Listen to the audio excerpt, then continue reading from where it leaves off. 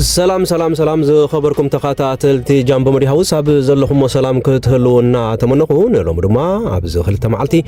ازيم ازراربت زخونو غدايات غداي صمدو كوم دما حنتي ارتراويت زتقرص يدوا اب جرمن كم زترخبن كوم دما حاد منسي تግራዋይ ميتو تباهيلو اب ناتو حزن انكلو دويلو هلاونتو سلازتسمع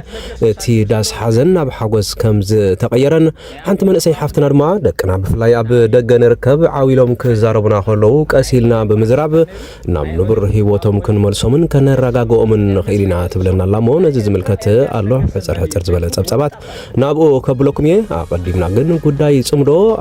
كابتي كاب زجمرات حيزو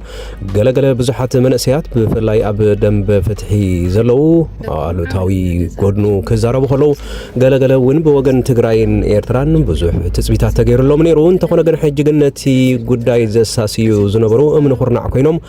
እጂ ምጽራፍና በምውንጃለን አትዮም አለውሞ ነዚ ዝምልከቱን ሕጽር ዝበለ ጸብጸባሎ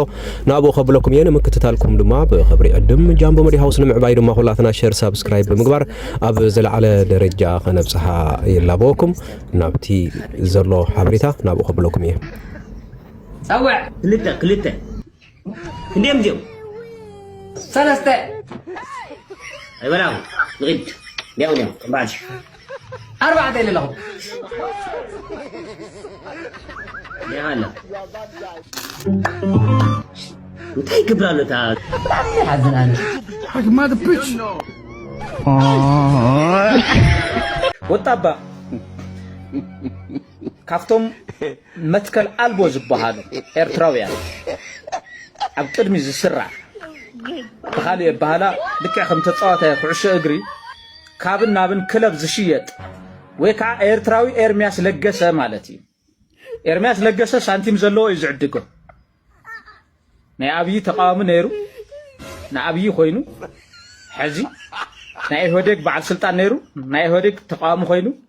just خم إرمياس لجسة so نأي إرمياس لجسة منيو تلكم ودت أباي برهانة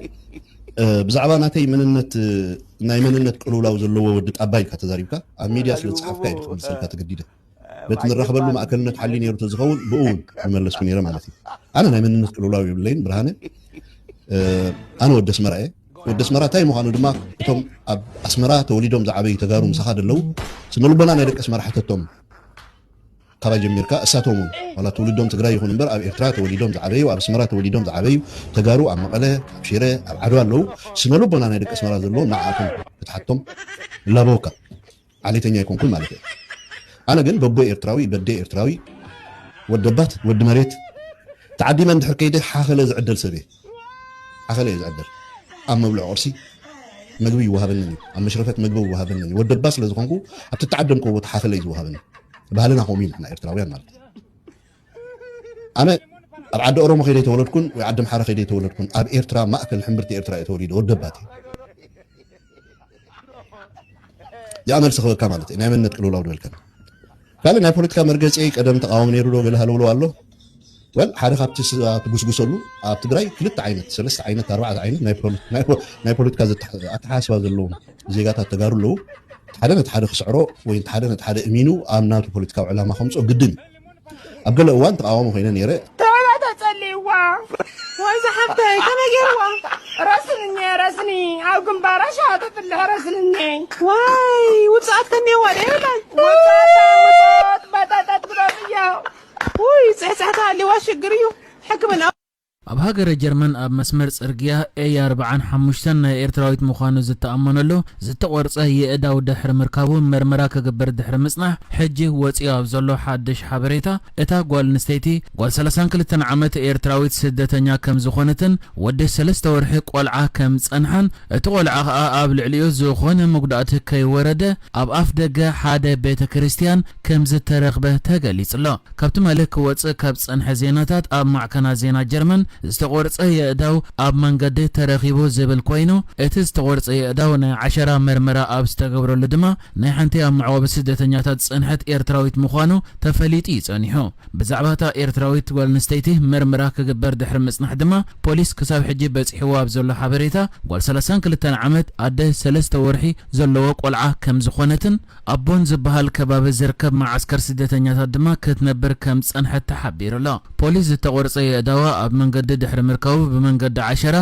እትነብረሉ ዝነበረት ቦታ ከምኡ ድማ መን ምዃና ድሕሪ ምርግጋጹ መርመራ ክገበር ዝጀመረ ኮይኑ ኣዋልድ ሶም ዝበሃል ዓዲ ዝርከብ ቤተክርስትያን ድማ ኣብ ኣፍ ደገ ቤተክርስትያን ቆልዓ ተገዲፉ ከምዚ ተረኽበ ድሕሪ መግላጾም ፖሊስ ነቲ መርመራ ሓቢሮም ኣተሓሒዞም ክምርምርዎ ድሕሪ ምጽናሕ እቲ ቆልዓ ናይታ ጓል 32 ዓመት ኤርትራዊት ከም ዝኾነን ኣብቲ ማዓስከር ስደተኛታት ከዓ ምስ ኣዲኡ ከም ዝነበረ ተገሊጹ ዘሎ እቲ ዕሸል ኣብ ዝእዋን ናብ መንግስታውያን ኣለይቲ ተወሲዱ ዘሎ ኮይኑ ፖሊስ ከዓ ሕጂ ኣቦ ናይቲ ቆልዓ ኣብ ምንዳይ ከም ዝርከብ ተገሊጹ ዘሎ ፖሊስ ነዚ ጉዳይ ብዓይኒ ገበን ርእዩ ይምርምሮ ዘሎ ኮይኑ ኣቦ ናይዛ ቆልዓ ወይ በዓል ቤት ናይዛ ጓል 32 ዓመት ኤርትራዊት ኣበይ ከም ዘሎ ንምፍላጥ ድማ ልዑል ጻዕሪ ይገብር እዩ ዘሎ ድሮውን ፖሊስ ኣብ መላእ ጀርመን ብፍላይ ድማ ኣብ ከባቢ እቲ እሳት ነብረሉ ዝነበረት ኣቦን ዝርከብ ማዓስከር ስደተኛታት ዝነብሮ ውልቀ ሰባት ብዛዕባ ዝኾነ ይኹን ርዮሞ ክኾነ ዝኽእሉ ንፖሊስ ሓበሬታ ክህብዮ ጻውዒት ኣቕሪቡ ዝርከብ ብፍላይ ድማ ኣብታ ቦን እትበሃል ከተማ ዝርከብ ማዓስከር ስደተኛታት ምስኣ ክነብሩ ጸንሑ ኤርትራውያን ወይ ኣብታ ከተማ ዝነብሩ ኤርትራውያን ብዛዕባ ርዮሞ ክኾኑ ዝኽእሉ ወይ ዘፈልጥዎ ነገር እንድሕራሎ ሓበሬታ ንፖሊስ ክህቡ ጻውዒት ቀሪቡላ ፖሊስ ክሳብ ሕጂ ኣብ ዝገብሮ ዘሎ መርመራታት ብጀካቲ ዝተቆራረጸ የእዳው ካልእ ክፋር ሬሳኣ ክረኽቦ ዘይከኣለ ዘሎ ኮይኑ ብኸመይ ካብቲ ክትነብረሉ ጸንሐት ኣቦን ዝርከብ ማዓስከር ስደተኛታት ካብኡ ርሑቕ ዝኾነ መስመር ጽርግያ የእዳዋ ተቆሪጹ ተረኺቡውን ሕንቅሊተይ ኮይኑ ሓያል መርመራ ይግበረሉ ምህላውዩ ተፈሊጡ ዝርከብ እዚ ኣሰንባዲ ፍጻመ ካብ ሰንበት ናብ ሶኒ ኣብ ዘውግሕ ለይቲ ከም ዘጋጠመ ተገሊጹ ዘሎ ኮይኑ ሰዓት 3 ናይ ለይቲ ማለት ናብ ሶኒ ኣብ ዘውግሕ ለይቲ በቲ ጽርግያ እትዝውር ዝነበረት ሰበይትያ ዘይንቡር ነገር ድሕሪ ምርኣያ ንፖሊስ ሓቢራ እቲ ዝተቆርጸ የእዳው ክርከብ ዝተኻለ ሽዑ ድሕሪ ዝተገብረ ናይ ኣሰር ኣጻብዕቲ ወይ ናይ 10 መርመራ ይኸኣ እቲ ዝተቆርጸ የእዳው ናይ ሓንቲ ኣቦን ዝርከብ ማዓስከር ስደተኛታት ክትነብር ጸንሐት ኤርትራዊት ስደተኛ ምዃኑ ተገሊጹ ዘሎ ፖሊስ ብጀካቲ ዝተቆርጸ የእዳዋ ካብቲ ትነብረሉ ከባቢ ናብዚ ከባቢ ብኸመይ ክበጽሕ ክኢሉ መንከ ነቲ ተግባር ፈጺምዎ ዝምርምር ዘሎ ነቲ 3 ወርሒ ዝዕድሚኡ ዕሸላውን ናብቲ ኣፍ ደገ ቤተክርስትያን መን ኣምጺዎ መርመራ ይገብር እዩ ዘሎ ኣብዚ እዋን ከዓ ኣብ ልዕሊቲ ኣቦቲ ቆልዓ ዝኾነ በዓል ቤታ ኣተኩሮ ተገይሩ ድልያ ዝግበር ዘሎ ኣብዚ ሕሳብና ደቅኹም ዓውሎም ድሕሪ ዛረብ ጀሚሮም ወይ ከዓ ንሶም ደሎ ዕርኽቶም ሓዝቶም ድሕሪ ዓውሎም ክዛረብ ጀሚሮም ንሶም ከዓ ክትድእዎም ተደሊኹም ቀስ ኢልኩም ተዛረቡ ቀስ ኢልኩም ዝተዛረቡ ንሶም ጥራዲኩም ክትሃዱ ብመጠን ድማ ንዖም ክትድእዎም ትጀምሩ በእንግሊሽ ኮሬግሌሽን ይበሃል ብዙሓት መምሃራን ዝጥቀሙሉ ኣብ ትምህርቲ እዩ ነቶም ቆልዑት ቀስ ክብልዎም ድሕሪ ደልዮም ድምፂ ምስ በዝሐ ንስኻ እንድሕር ቀስ ኢልካ ንሶም ከም መስትያት ኮይኑ ክሃዱ ጀምሩ እቲ ነርቭ ሲስተም ናቶም እንዳሃደ ይኸይድ ማለት እዩ ፈትንዋ ጭንጎር እንተሰሪሓትልኩም ቆልዑትኩም ዓውሎም ክዛረቡ ከለሶም ህድ ኢልኩም ቀስ ኢልኩም ድምፂ ክትሕታ ቢልኩም ተተዛሪብኩም ንሶም ከዓ እንታይ ኮይና ዝ ዓይነቱ ቀስ ኢሎም ክዛረቡ